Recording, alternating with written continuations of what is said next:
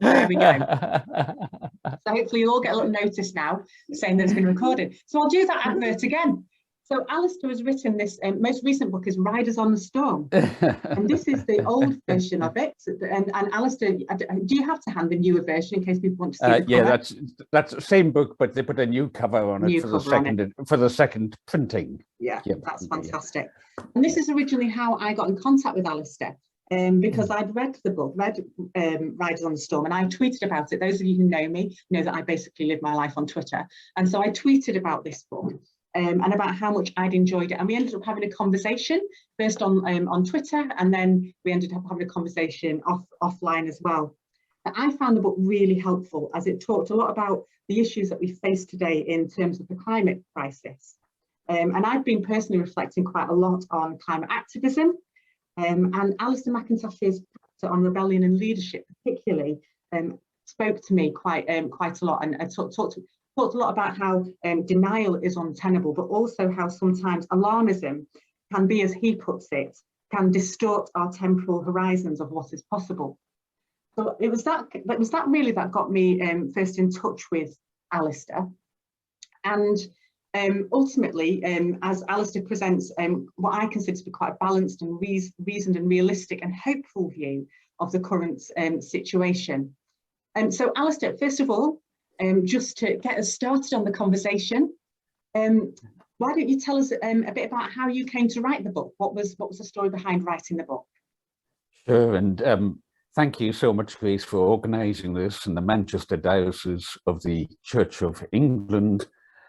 And welcome to everybody, both in Manchester and from beyond Manchester. And I always welcome it if people feel comfortable having their video on. It's lovely to see real people's faces when I'm talking. So if you feel comfortable, even if you're having a tea or something, oh, here we go.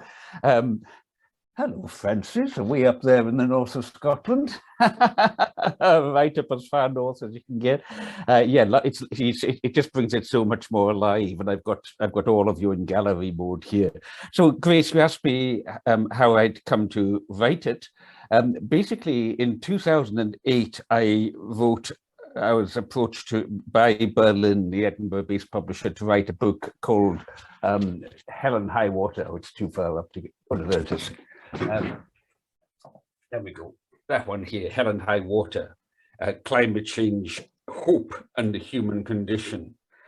And come a couple of years ago, with climate change hotting up so dangerously and so much more in the media, Berlin asked me to write another one. And I really wasn't at all keen. I actually hate writing about climate change. You mentioned my book, Soil and Soul, which is about the campaign that stopped the super quarry in a national scenic area in my home island of Lewis and Harris in the Hebrides. And also the campaign that successfully brought the Isle of Egg into community ownership in Scotland's land reform programme. Those were good news stories to write about. And what I find so galling, Grace, in writing about climate change is that it's a bad news story. In fact, I'm just thinking that I've got beside me here because I was doing something for, my wife and I are doing something on Radio Scotland for the religious programme on Easter, Good Friday morning at 6:30 in the morning. They're going to be expecting the morning current affairs. They're going to get us instead. But I mean, I've got these two books here because one of the figures in terms of a Church of England theologian that I rely on a lot is Sheila Cassidy.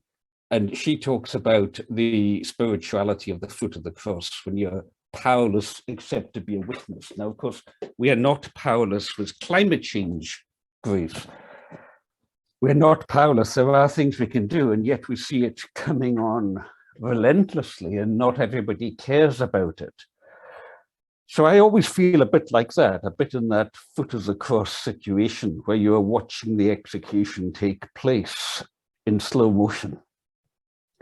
And it's not a comfortable thing to write about. It's also hard work. I have a background in environmental science, my first degree, but I have to dig into what constitutes a science. I have to evaluate it sufficiently to be able to reflect what I call the consensus expert science. And then there's a further dynamic, Grace, that my deeper interest is not really in the climate science as such, even though the first 4 chapters of Riders is summarizing the consensus expert science of the Intergovernmental Panel on Climate Change. My interest is what drives it. My interest is what drives the consumerism, the profligate use of the planet, its resources, its people and other species, with climate change being one of many ecological symptoms of the malaise. And so I'm actually interested in that human condition. I subtitled this book, The Climate Crisis and the Survival of Being. And that's incidentally where I'm quite interested in where you're coming from, Grace, because I took that title, The Survival of Being, from, can I reach without, no, I can't, I'll have to unplug myself, from the great Hindu, Indian, Spanish Christian theologian Raimundo Panica, who gave the Gifford Lectures in 1990. And we had him come and speak here in Govan in Glasgow, just a mile from where I'm talking to you just now. But his final chapter is on the survival of being and how, it's beyond our call. You're dealing with something that's held in a greater hand. But I mention Panica because when we said to him here in Scotland, so you're half Indian, half Spanish, you're half Hindu, half Christian. He was a Catholic priest, amongst other things. He said, no, I am wholly Indian, wholly Spanish, wholly Hindu, and wholly Christian. And that interests me, Grace, because your own background is similar, is it not? Well, yeah, when we were talking, Alastair, I was talking about how I have an Indian father and family back in India who are Hindus. And I was talking particularly about one of my cousins who I probably have the most contact with in terms of the Indian side of my family, who often will post some really quite interesting reflections on her own spirituality and connectedness with creation and nature, and how and we've had conversations about how that has really spoken to me and made me recognize the wider breadth of spirituality and how we can learn from interfaith influences as well. And I know that's you've mentioned it already, and I know that's something that runs through your book as well, doesn't it, Alastair? And particularly sort of some of the stuff around Gandhi and his approach to non-violence, and maybe you want to talk a bit more about that. You bet. I mean, I wanted to just bring that in right at the start, because when you and I had a wee pre-meeting the other day, we hit on this very rich theme and how the richness of an interfaith perspective, the richness of bringing in Hindu, Buddhist, Taoist type things, which I do in all of my work, together with a Christian perspective is so powerful and important, I think, and hopefully that will come out in the course of our discussion just now. So what did you ask me just now, Grace? Where do you want to go? So just to talk, you talked in your book about Gandhi, about the life of Gandhi, and about his vision of non-violence, and then the concept that you bring in, the satyagraha concept that you bring in, and talking about activism and truth telling. And obviously when we tell the truth is a phrase that we hear quite a bit in terms of climate movements and climate action. And I just wondered whether you wanted to just speak a bit more about that and some of your reflections on that. I mean, just to say, folks, that we're going to talk for about half an hour or so, and then we'll open up the floor. So we'll be bringing your views in later on. Grace, I think the hardest thing in writing about climate change is this issue of truth. And I especially had to grapple with it in this book, because when Hell and High Water came out in 2008, what's that? That's 14 years ago now.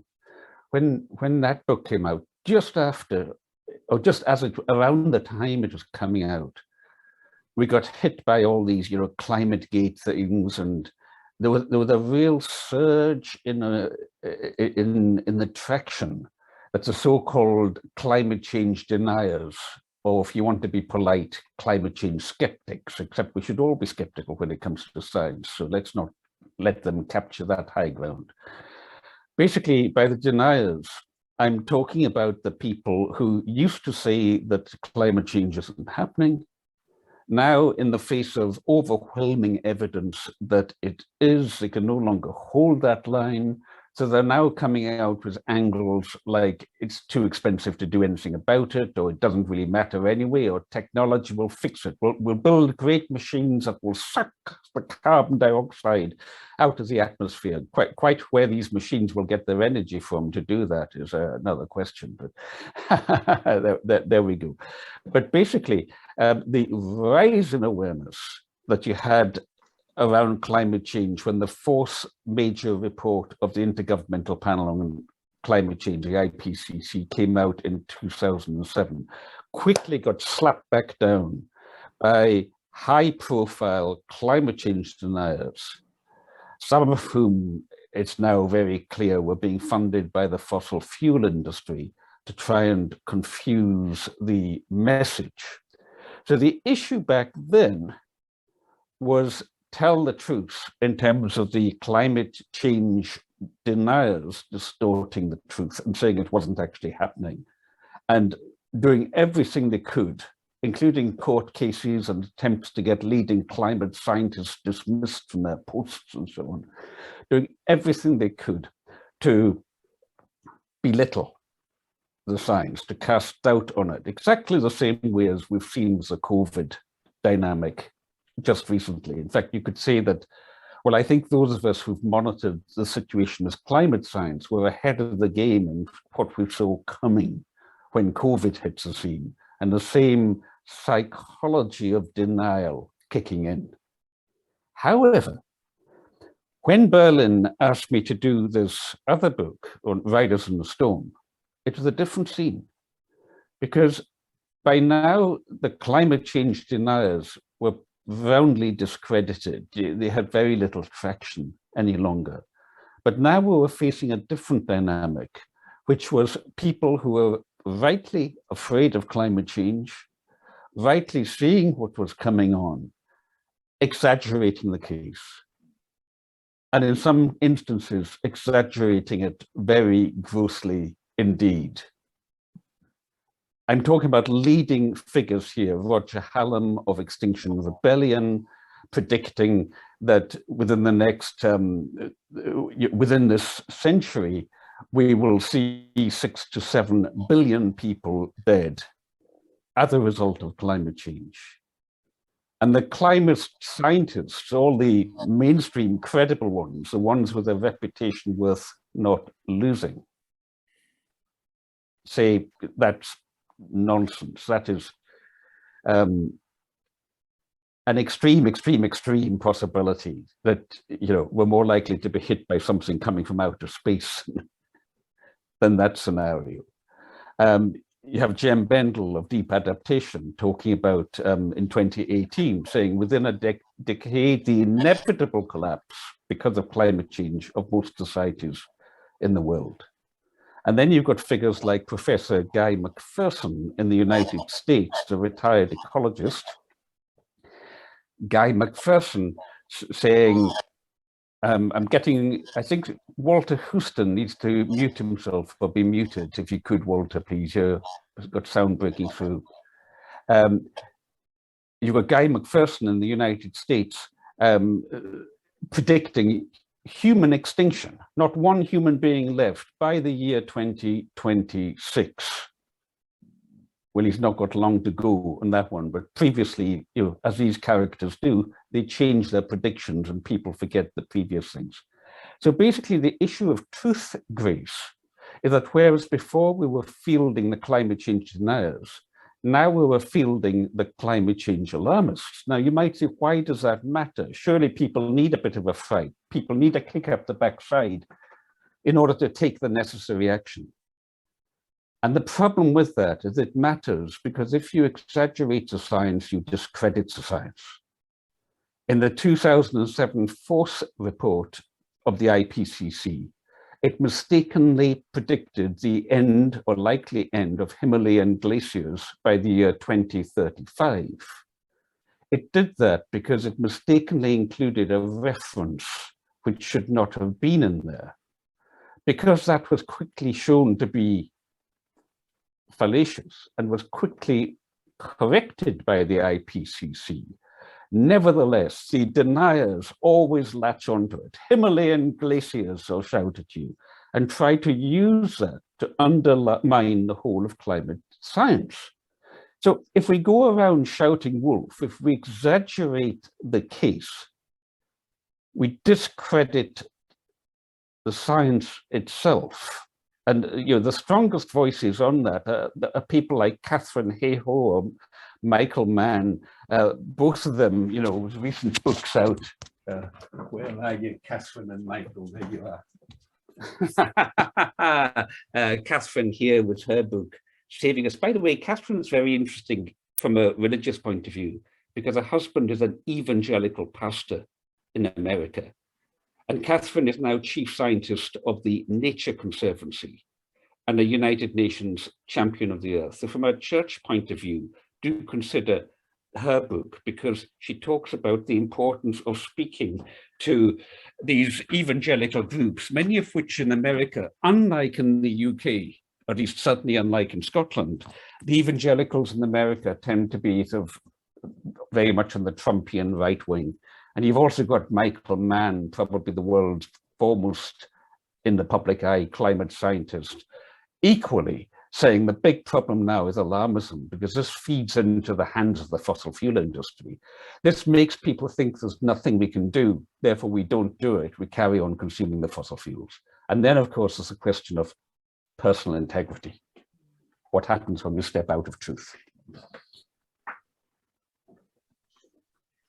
Thanks, Alastair, and thank you for sort of outlining some of what you've written in the book, which was really interesting in terms of what truth telling is. And when we had that conversation, we talked about truth and reality as well. And you talked, you might want to expand a bit on that in a minute. But I also wanted to bring in the image of the rainmaker, because this was an image that I found particularly interesting when reading the book. And sort of how you brought that in and what story that told in terms of our own response in a way. So I wonder whether you want to just expand on that a bit more. Sure. Let me take that in steps, if I can, Grace. If I can take the question of truth and reality. First of all, again, I mean, I'm a Quaker, and we put a big emphasis on what we call truth and integrity in public affairs. In fact, we used to have a commission on that until it was disbanded around 1992, because it was thought to be no longer necessary. Well, we see, I see everybody laughing. You see, folks, this is what I love about seeing your faces on the screen. I see a whole lot of you chuckling away at that. You'll see the relevance. But it led me into, in Riders in the Storm, quite a deep reflection on truth in the chapter on rebellion and leadership in climate movements, the one that was hardest to write because it felt like it was about being a critical friend, a friend but critical towards others within our own movement. And I was particularly struck by a passage from Gandhi. And Gandhi said this, he said, the world rests upon a bedrock of satya, or truth, S-A-T-Y-A. Now, you may remember that Gandhi's big thing was non-violence as satyagraha. Satya meaning truth, and graha meaning force, the power of non-violence to transform situations. Note the relevance, incidentally, to Ukraine just now. The world rests upon the bedrock of satya or truth. Asatya, A-S-A-T-Y-A, meaning untruth, also means non-existence in Sanskrit. And satya or truth also means that which is. If untruth does not so much as exist, its victory is out of the question. And truth, being that which is, can never be destroyed. This is the doctrine of Satyagraha in a nutshell. Now, what Gandhi is telling us, Grace, is that in the Vedic tradition of Hinduism, the Sanskrit tradition, basically the word for truth means the same as reality. It means that which is. Truth is what reveals reality. And what I find really fascinating from a Christian point of view is that in the Greek New Testament, the New Testament having been written mainly in Greek, whenever Jesus speaks about the truth shall set you free, I am the way, the truth, and the life, the word that he uses is aletheia, A-L-E-T-H-I-A, or variations around that. And that, exactly the same as Sanskrit, also means truth as a quality of reality revealed. So you've got the same thing coming out of India as you have coming out of the New Testament. You have the same emphasis of the importance of being in the truth. And therefore, if we exaggerate the truth, if we make a situation out to be worse or better than it really is, if we deviate from the best possible estimates of the best science on a matter like climate change, then we're actually doing ourselves a spiritual injury, and we're doing others a spiritual injury. We are undermining truth and the power of truth force itself. I just pause on that before I come back further. And I suppose that you asked about the Rainmaker story, which is one of several spiritual teaching stories that I use at the end of Riders in the Storm. Because the issue then becomes one of standing in our integrity, to be in the truth, to be in this aletheia, to be in what will set us free, is the question of truth and integrity in public affairs. We don't need to exaggerate the science. Michael and Catherine there, they're constantly pointing out that the science is quite bad enough without needing to exaggerate it. This is a report that came out last month from the IPCC. And if I can just read you its opening summary statement here,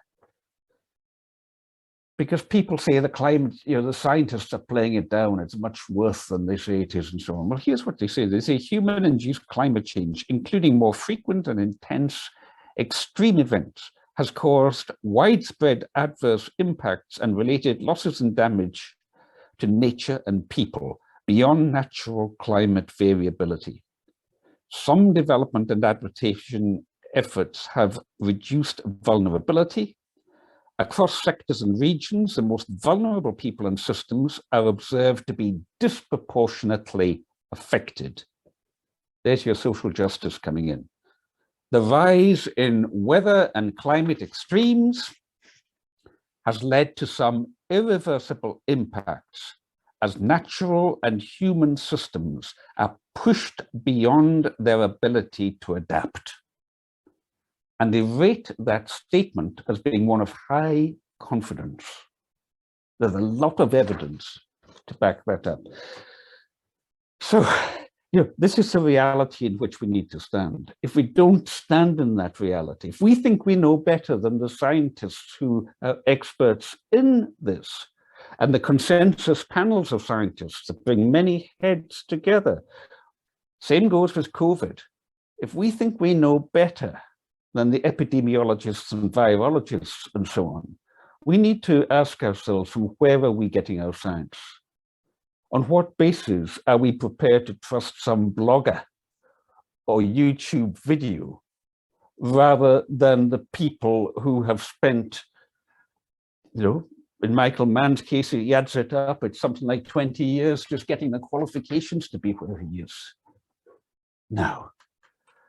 We only know most of what we think we know about climate science because of the climate science. So let's not play games with it, because it satisfies our vanity to make out that we know things that they don't know. Or it helps us to either increase our fears and give us a kick from that, or to decrease our fears and justify inaction. To be in personal integrity means to be true to the truth of God. It means to hold your best understanding of the world around you and your life, as we Quakers would put it, to hold it in the light, to hold it in the divine light, and no less a standard than that. And you asked about the Rainmaker story. This was Carl Jung, the great Swiss psychotherapist's favorite story. And I found, probably like he found, that when I tell it, about half of those I tell it to get it, and half just scratch their heads and wonder what planet I've come off. And the story concerns Jung's close friend, Professor Richard Wilhelm, who was one of those wonderful missionary linguist academics who went to China in the 1920s as a missionary, a German missionary, studying language, translating, that kind of thing. He was one of that kind of missionary who, I think you could probably say, never made a convert as such, because when he got there, he found that Christ had preceded him in other contexts. I'm speculating there, but I've met that kind of missionary in Papua New Guinea, and I've got huge respect for them. They draw out how God is working in the world in other contexts than simply the Christian West. And while Richard Wilhelm was there in the 1920s, with a terrible drought in, I'm not sure how to pronounce it, Tsingtao or something. I mean, if you're not sure how to pronounce it, the Chinese beer, if you go into supermarkets, you'll see the bottles of that beer there, because, you know, what did the Germans do? They didn't just introduce Protestantism wherever they went, they also introduced the art of brewing wherever they went. Luther was very fond of his beer. And so Calvin was fond of his wine. So being from the Hebrides, where Calvinism rules the roost, you know, we get the whole shebang, plus we get whiskey as well. But I bet not talk about that just now. I better save that one for later on. Where was I? I've fallen out my pulpit.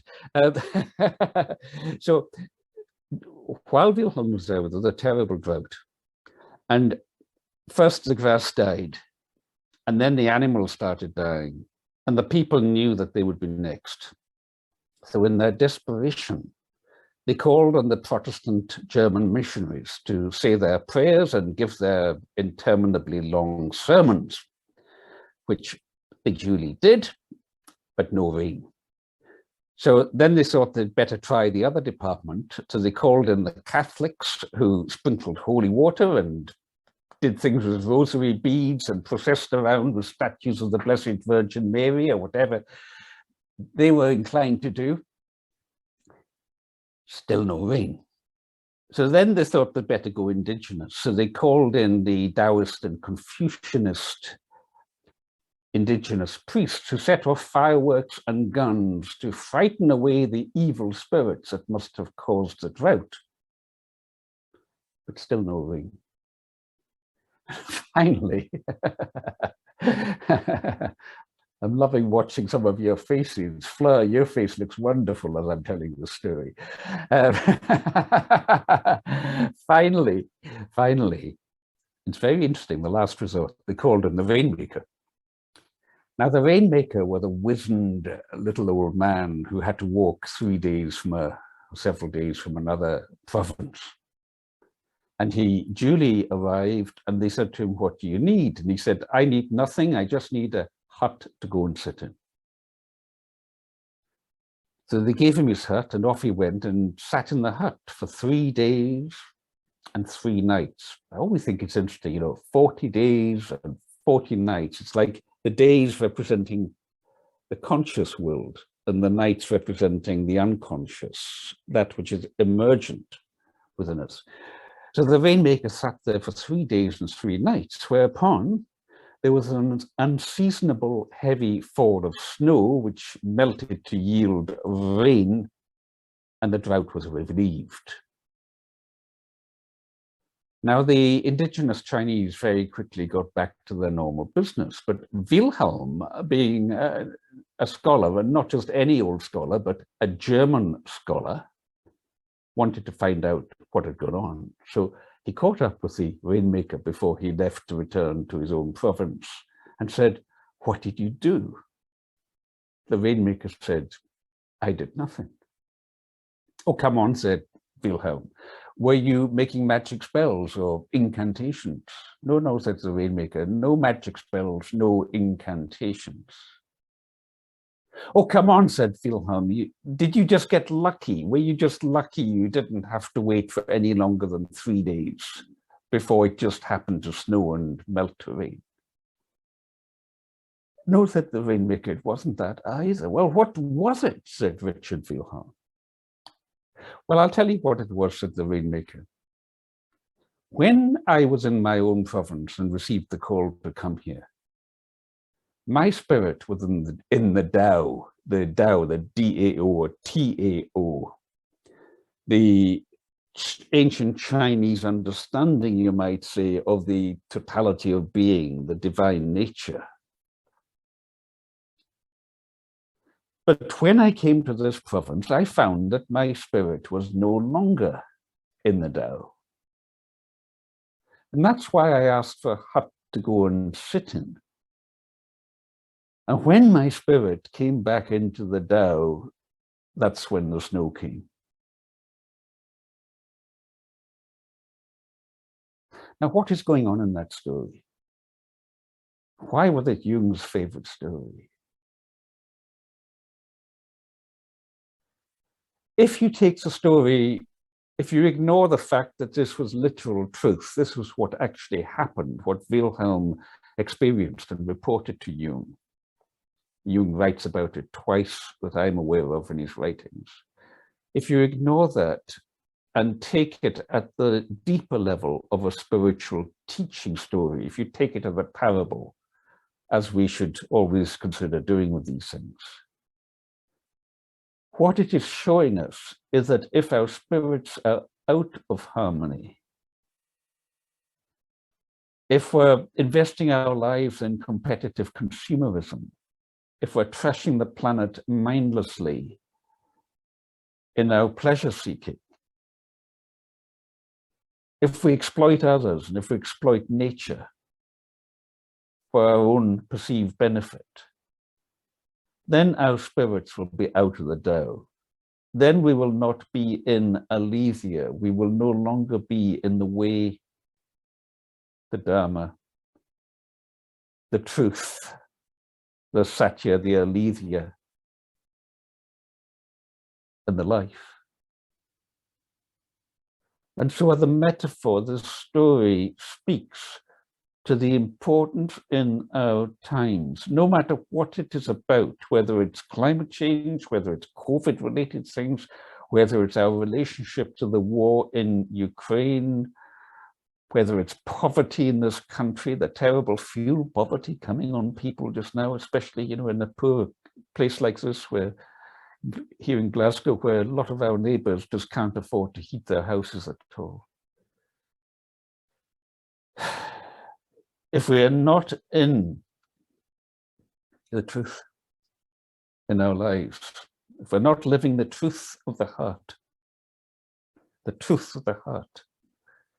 we're not living in that, if we're not in our spiritual practice and our prayer life, if you like, constantly calling ourselves back into that, then we will contribute to the disharmony of the world. On the other hand, if we are in it, like the rainmaker coming into it, we may influence those around us and ripples and ripples and ripples And in my view, at the deepest level of activism, that is how we change the world. And so, Grace, I talk about activism as being like the swimming pool.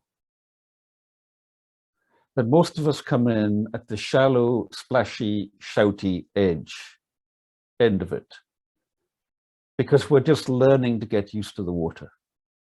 But if we only stay at that end, we only remain at the level of shouty, splashy, shallow. I would put it to you that the calling of faith groups, whether churches or of other faiths, any deep seeking, deep thinking group, is to wade out into the deeper water, to start to learn to swim to the deeper end, to learn to dive, and even ultimately in these times to learn how to breathe underwater. That's when your bread, your daily bread, is not just the bread of this world. That is when your bread is that which gives life, and not just any old life, but as John 10:10 has it, life abundantly.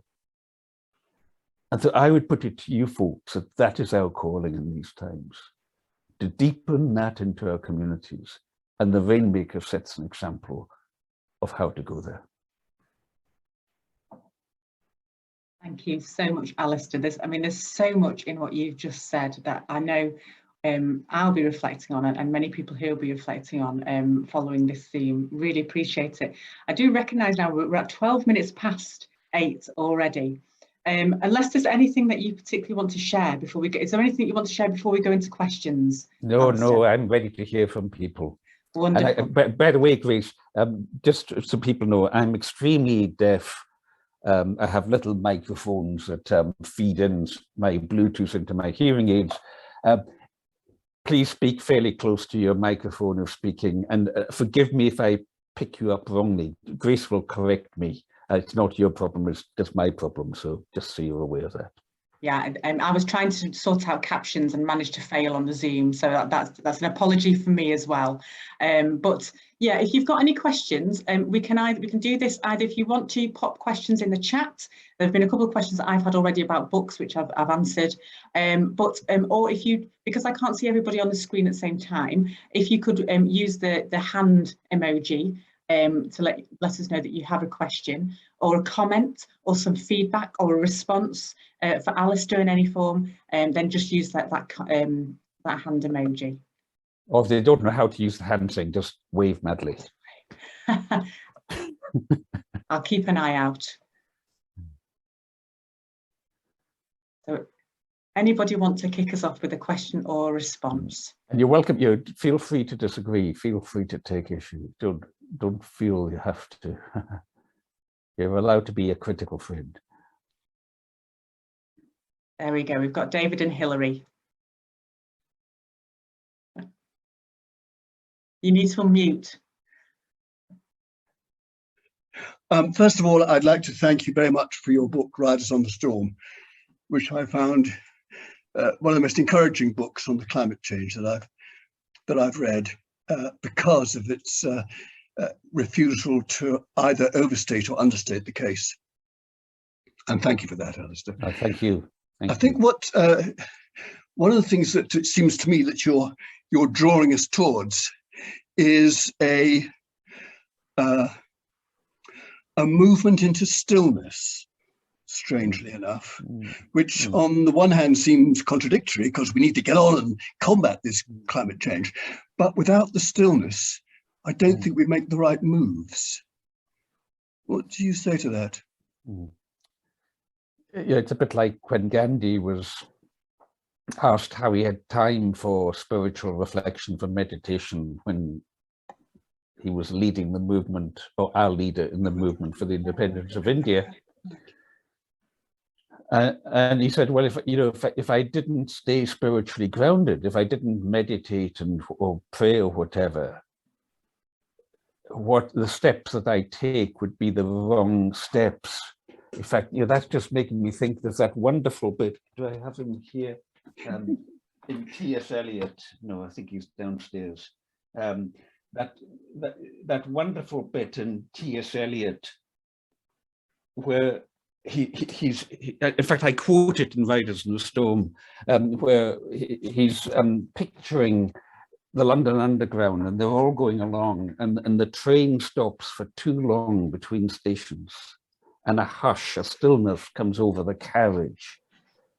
And he says, to hope would be to hope for the wrong thing, to love would be to love the wrong thing, etc. Yeah, yeah. And what Eliot is teaching us there in the four quartets, the greatest poem. Yes. That's an old copy. I buy up these old ones on the web sometimes. They're wonderful presents for people. I won't try and find the passage, but I don't have that one marked up. But what he's teaching us is that with these really deep issues, if we don't come at it from the level of what I call the God space, of holding it in that divine light, it's going to be contaminated to varying degrees with our own egos, our own neuroses, and what have you. And I think that this is what spiritual organizations, what churches most deeply, if they care to respond to it, have to offer. They can teach these things. The Catholic tradition, they have the ignition exercises. I would highly recommend going on an ignition retreat if you haven't been on one. Or alternatively, a Vipassana meditation retreat in Buddhism. That these kind of approaches that teach us how to come into stillness. Now, in saying that, I should be really careful of virtue signaling, because my wife would be the first. The less I bring my wife into this, the better, folks. What do you say, Hillary? Clunk him one, go on.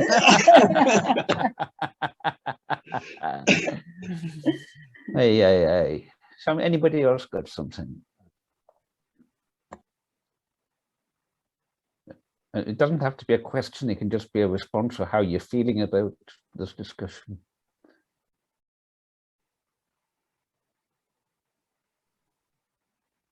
Liz, is that you coming forward with something? Yep, go for it. Go for it, Liz. You spotted me very quickly there. It's a question, really. I was very challenged about what you said about the truth about the science and the dangers, which I recognize, of being alarmist. But how, as someone who isn't a scientist and hasn't got all the time in the world to study the science, how can I be discerning about where that balance is? Oh, it's such an important question, Liz. It's such an important question. I mean, when I write a book, it takes anything up to 7 years. This one I did in 7 months because climate change is very time conditioned. You have to catch and there have just been 3 major reports out, you see, for 2018 and 2019. So 3 major special reports, which I summarize in the book here. And I'm very aware that when I was working on that, I was working dawn till dusk. My wife felt it was really important, and she really supported me in doing that. I was working dawn till dusk to get myself up to speed on the science. And of course, the question was, what do I look at? One thing that I became aware of is that when I wrote Hell and High Water, I was much more open to, using any credible scientific paper in making my case. Fortunately, I've not really made any big errors in that earlier book from doing so. But what I came to realize in writing Riders on the Storm is that simply to refer to a paper because it made the headlines in The Guardian yesterday because some research has been done, and the researchers, knowing that they have to make public impact these days, got a PR company on the case, and that got it onto the front pages. It's not good enough, because there may well be other papers about the same issue that show the opposite. A good example of that is that you'll be forever seeing, especially in The Guardian, reports about methane in the Arctic, methane emissions in the Arctic. And when you trace it back, these reports are generally coming from a constellation of Russian researchers tied in with Alaska in the United States. And they are very good at getting their science out onto the front pages. I talk about them in Riders in the Storm. Now, they are doing good science, but it is science that is focusing on one particular angle that happens to be sensationalist. There is other science also about the same areas of the Arctic, which I point out in Riders in the Storm, which puts a different perspective on these things. For example, it's all very well to say the rate of methane emissions has increased radically since we were here last year. But when you don't know what the baseline is, when you don't know what the natural variability is, it's rather meaningless data. So how do you or I know what to take?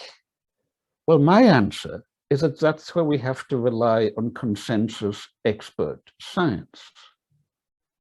That is why I treat as a gold standard these reports of the IPCC or similar caliber reports from bodies like the Met Office, the Hadley Centre, the who else? You know, the Royal Society, these credible bodies which present the view not just of one climate scientist or one team, but a whole matrix, and represent the science to the public in a way that tries to avoid the public being misled by it. So I would always say, examine your sources. Frankly, I don't trust individuals in this. I trust panels of experts who come out with consensus statements. The downside of my position is that it is a conservative position. A panel will always be conservative in how it states the science. But because of the dangers of denialism and alarmism, that is what I choose to follow. And as Catherine Hayhoe points out, Michael Mann points out, I'm just mentioning the two of them a lot because I know them both. So Catherine was here in our house during COP26 and that kind of connection. That's why they're on the tip of my tongue. They're also very prominent in the world. And, you know, as they keep emphasizing, the real science is quite alarming enough without having to sex it up further. So that's what I would say. I would say really go for your credible sources and beware of journalism on its own. There's good and there's bad science journalism, and a lot of the time you don't get the best.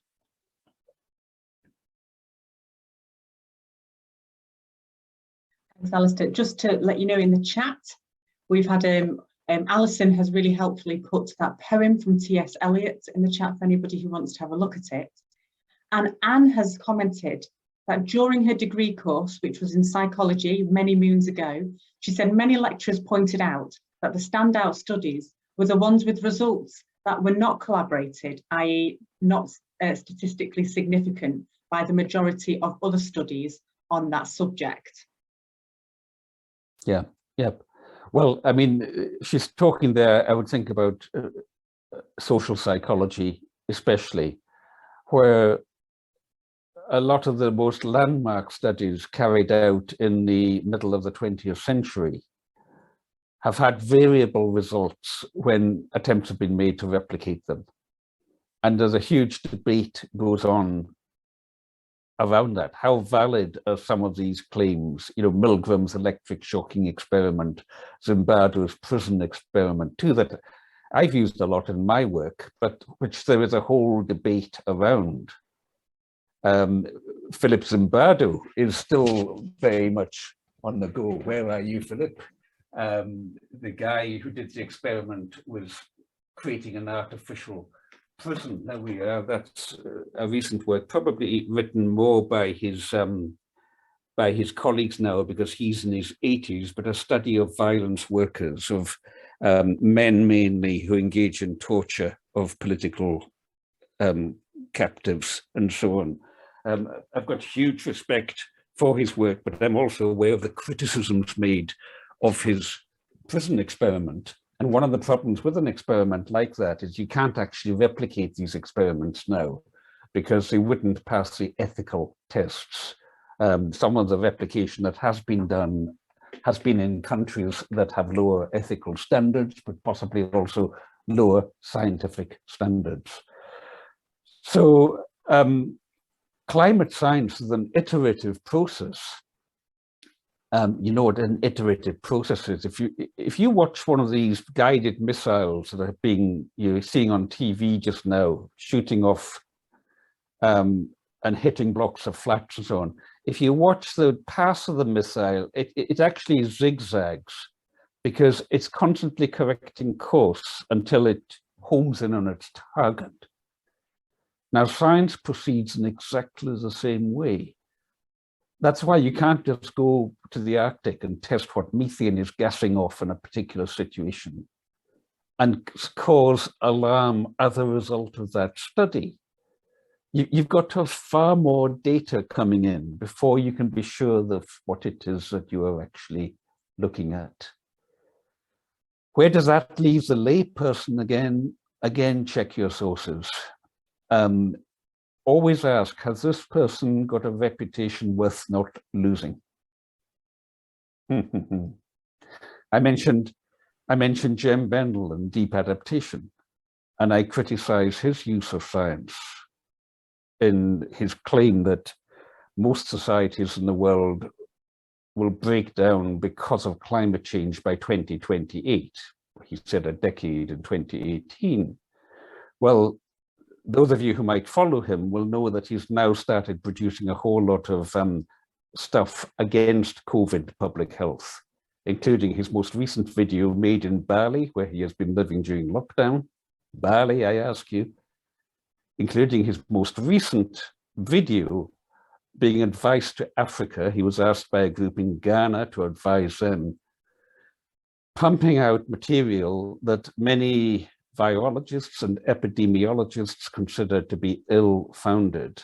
And as a climate modeling scientist said to me this morning, and referring to that, he said, well, at least the good thing is that it'll get a lot of people in that community also to question his use of climate science. Because when you see him playing fast and loose with COVID, and he's not, I should say, he's not the only figure. He's not the only professor that I am aware of doing similar kinds of things. If you're doing that with COVID, then how trustworthy is your climate science? Unless, of course, and I don't know most of you listening here just now, unless you happen to agree with the anti-vax type position, in which case you might as well dismiss me at the same time, because we probably wouldn't agree on where we stand in terms of how we assess the truth of scientific matters. Thank you, Alastair. We've got a comment in the chat, and then I'm going to David, I think, has got his hand up. Comment from Francis saying, it's really interesting, as I have lived in this area long enough to have seen many environmental procurements proved faulty. I'm particularly interested in how environmental decisions affect communities. Well, hello, Francis. And I just met Francis a few weeks ago through the work that the John Muir Trust is doing on ecological and social regeneration in the far northwest of Scotland. And so I understand where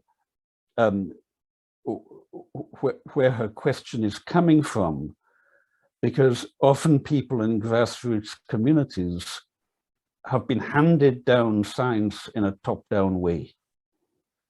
They've experienced what we in Scotland call the Green Welly Brigade, which is not so meaningful now that most Wellington boots are green anyway, but it used to be that there was a social class distinction in Wellington boots. And those of us who are kind of crofting community backgrounds would wear black Wellington boots. And those of the upper crust who would come hunting and shooting and fishing would wear green ones, preferably Barber ones. And some of the sailors would come in wearing yellow ones. So you used to have this social class system in welly boots, and that's kind of dissolved somewhat now. It's hard to get a decent pair of black wellies any longer. I've had to go over to I've had to sell out folks and go over to the green ones. Though my wife is French, so we made a point of getting French ones for that purpose. But I understand where Francis is coming from here. Because when you get somebody from the outside coming in and saying, you know, your land is going to be put under such and such an environmental designation, and you can no longer do such and such on it, and so on, it can be very deeply offensive, especially if your ancestors have cared for that land for a very long time. And it used to be, you know, in the mid parts of the 20th century, a lot of that was going on. Around 1990s, a change started to come about. John Muir Trust was at some reserve at Sandwood, is it, Francis? Sandwood? Yeah. You know, I remember discussions around Sandwood in the mid-1990s where the JMT was recognizing that it had to do things differently. It had to work with communities and not over communities. And now ongoing discussions in recent weeks have been about taking that further forward, not just the John Muir Trust, but also the Scottish Wildlife Trust, a whole lot of them. And I see the same things coming out of good ecological work in England also. And so my take on it is that, you know, knowledge is power, especially when scientific knowledge is tied in politically and policy-wise. But it must be worked with very sensitively. And what I especially love, well, I mean, Francis, tomorrow is the 20th anniversary of the community land buyout on the Isle of Gia. And what was the first thing they did when they took control of the land from the previous landlord in 2002? They went out and they planted trees. What did EGG do? It partnered up with the Scottish Wildlife Trust, and the conservation of nature is now passionately a part of the community now. It's no longer something from on top. It's something that is of the community of people living there. And what we've been talking about with the GMT, Francis, as you know, is how to make sure that ecological regeneration, we're a bit wary of the term rewilding, because the term rewilding in Scotland we experience as something often parachuted in on us. But ecological regeneration, just doing it very carefully to make sure it is about social regeneration. It's about the human ecology as well as the natural ecology. Have I accurately addressed the reasons why you raised that question, Francis? Yes, thank you. I'm here in my pajamas. I wasn't really going to appear tonight, but however, I'm very interested here when you talk about where your baselines are and how you find out about these things, because where I live, it's a beautiful area. We're a site of special scientific interest. We're a national scenic area and all these sort of things. But what Alastair was talking about from generations, the reason it is as special as it is today is because my forefathers looked after it. And I think we feel that very, very strongly, that things being parachuted in. And you're talking about sort of fake news, that sometimes you hear something that's coming from the government and you think, well, that is absolutely nonsense. You know, that would not affect us. And then if you wait long enough, usually it's found out to be nonsense and we move on to something else. But it's so important to have genuinely reliable information coming, that's really what I was saying, because and I'm sure this is the same for lots of other areas, particularly rural areas, north of England, Wales and places like that, because it has such a knock-on effect on the lives of people who are living in remote and rural places. And I think maybe we're seeing that just now with the Ukrainian thing, and the fact that the food and that sort of, food supply chains and things like that, it's suddenly having a real effect on people's lives. And I just wanted to I know Alastair and I have been talking about this for some time, and it's really interesting. Thank you very much. Well, thank you, Frances. And I hope people will see the parallels with how climate policy is handled, and the importance of science that comes from a place of integrity. I mean, I believe that science, in order to be good science and to survive as science and to be not quickly discredited by the next piece of research, science has got to come from a place of integrity. It's one of the reasons I love science, because it's only science if it's got integrity. But we must be so careful as to how people experience its implementation in policy.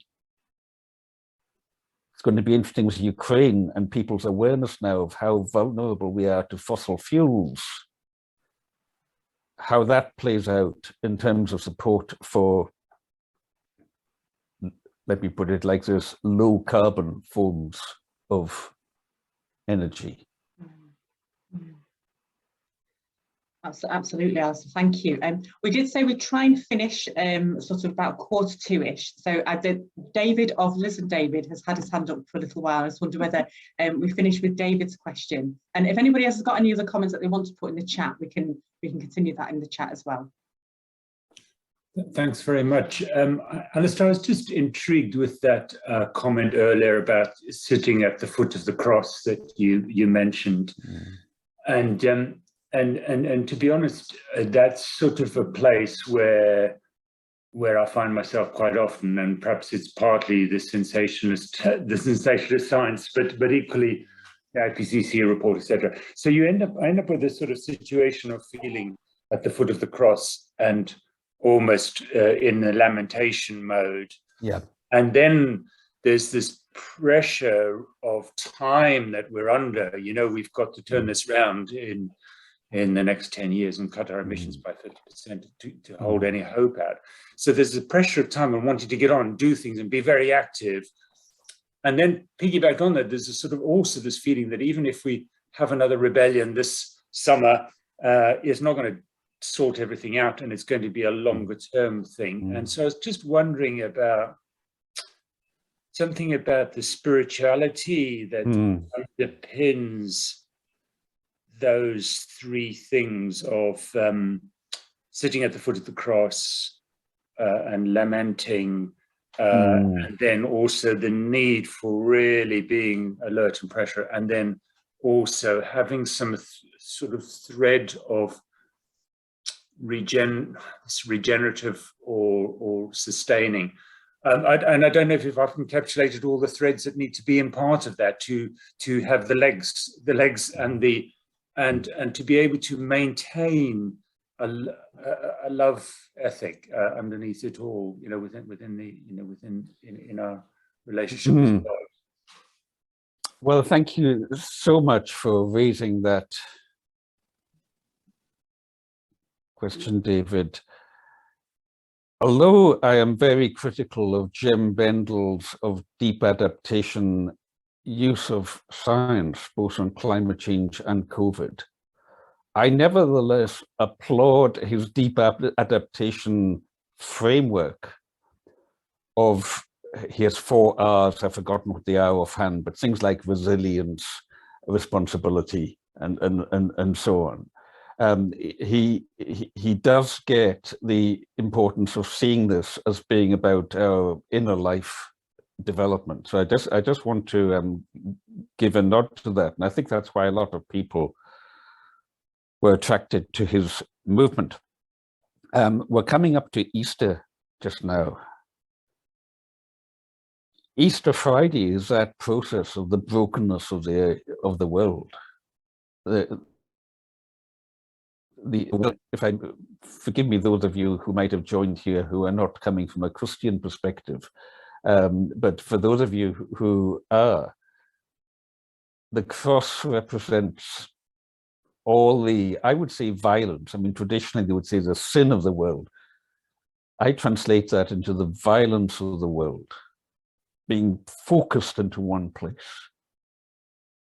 And God in God's self, God become human, taking that on God's self with such a power of love, from such a totality of eternity,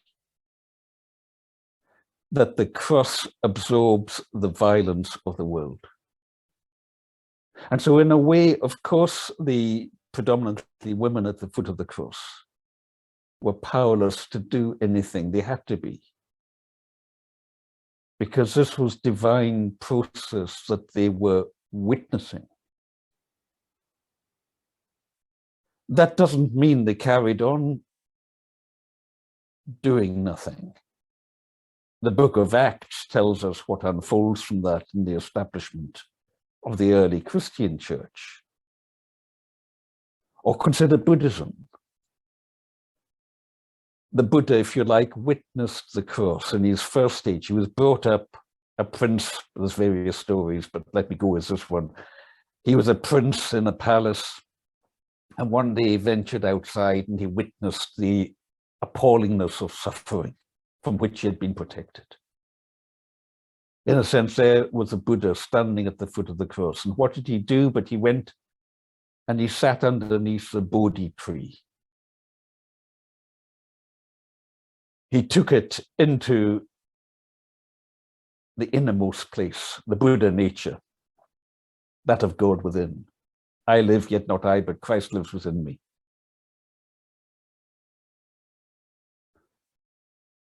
So he witnessed the suffering. He took it into deep contemplation. And then what did he do? When he became enlightened, when he saw how craving, if you like, consumerism is the driving force behind suffering in the world, what did he do? The third stage, he went out and formed the noble Sangha. He went out and formed a spiritual community, the Ummah, as our Islamic friends would call it. The church, as we would understand it in a Christian sense, using the word church to mean not a building, but the community of those who are connected in on this vine of life.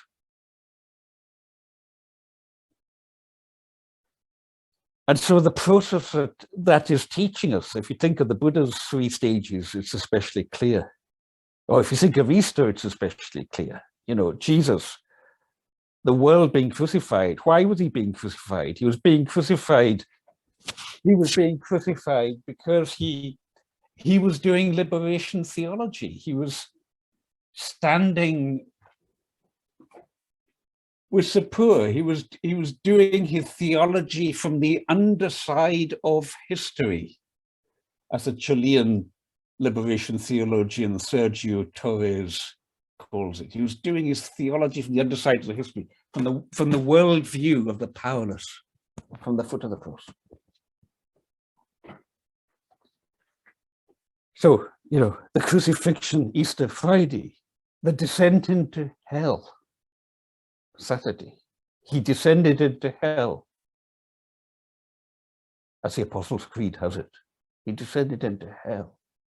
What did he do there? According to the letter from Peter, he ministered to those who were in hell. What do we do at the deepest level in climate change when we dive and we learn how to breathe underwater, when we descend into hell? Unafraid, because yea, though I walk through the valley of the shadow of death, yet I shall fear none ill, for thou art with me. And thy rod, thy mace, thy symbol of power, and staff, thy shepherd's crook that leads the path, for thou art with me, and thy rod and staff me comfort still. Yea, though I walk through the valley of the shadow of death, yet I shall fear none ill. Now, what good is that? What good of that is, I mean, Kipling tells you what's good about it.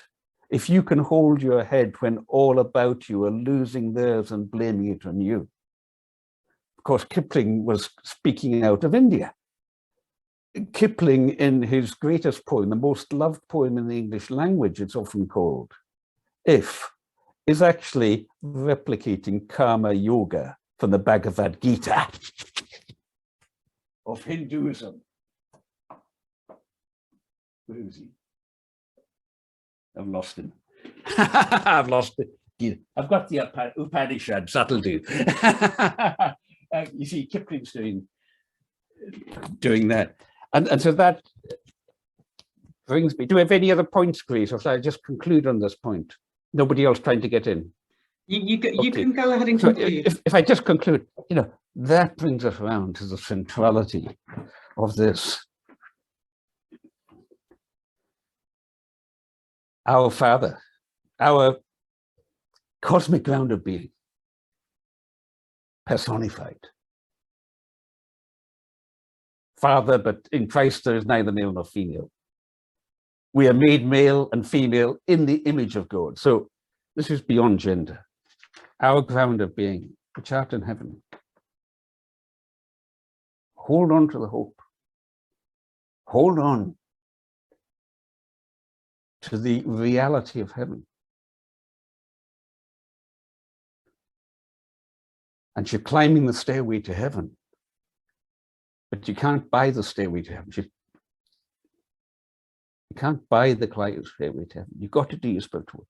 Our Father, which art in heaven, hallowed be thy name. Unless we honor it, we won't see it. The flow of blessing will be blocked. Hallowed be thy name. Thy kingdom come. Well, kingdom is made sense in that worldview, but consider what the word basilica is doing there in the Greek. It's a community. Thy community come. Thy community come. Thy will be done. Thy dharma, thy Tao, thy opening of the way be done. Not will in the sense of willpower in the conventional human ego sense. Thy community come. Thy way be opened on earth as is in heaven. Give us this day our daily bread. Ooh.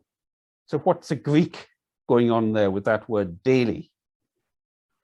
It is epiousis or epiousion, I've forgotten which, or maybe both. These words often get used in different ways. Epiousis.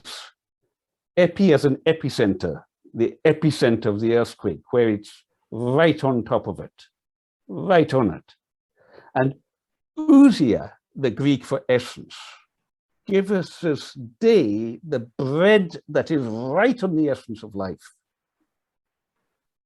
Give us this day the essence of life. And forgive us, now you're mainly Church of England here, you would say forgive us our trespasses as we forgive those who trespass against us. In Scotland, we have an interesting variation, it's in the King James Version. Forgive us our debts as we forgive our debtors. And I would put it to you that that is very interesting, because what is going on there? Forgive us our debts as we forgive our debtors.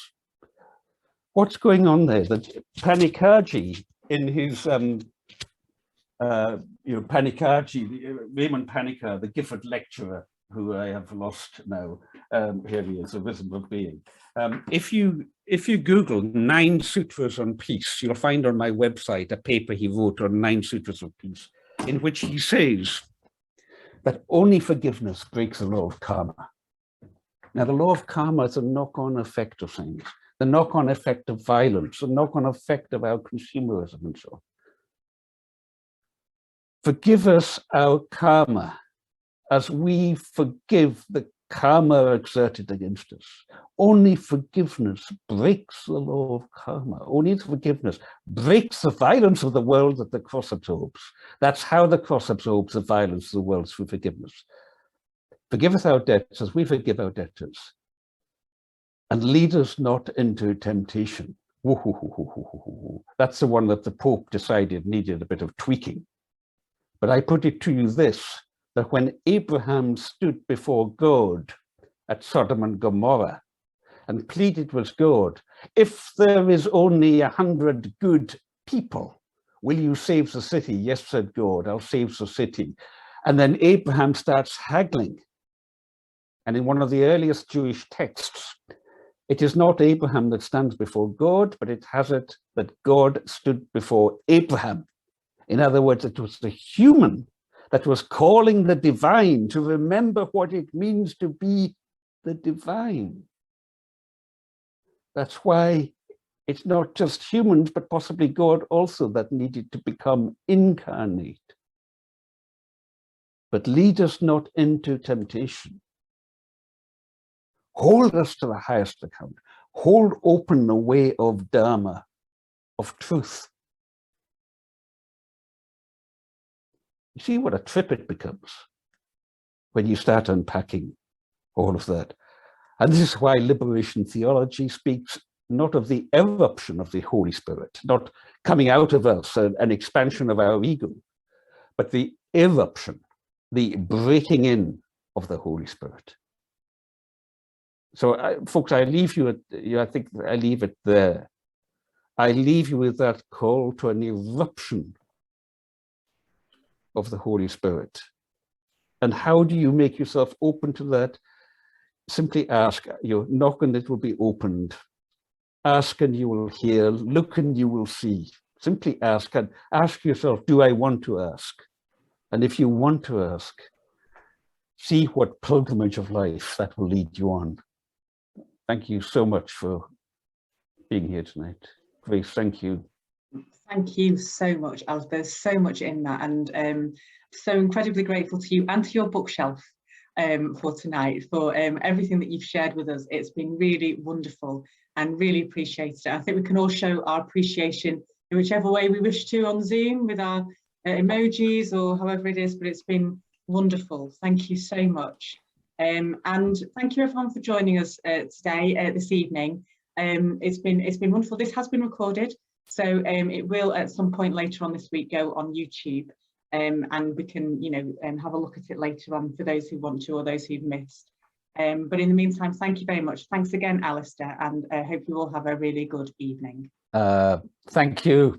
Thank you, everybody. Go well. Thank you.